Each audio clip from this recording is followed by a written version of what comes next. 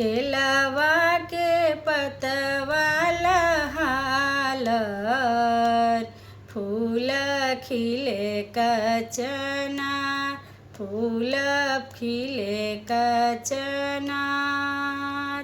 हरी मोरे लोढ़ी है चंगेली भर, हम अर्घा दियाय, हम अर्घा दियाय।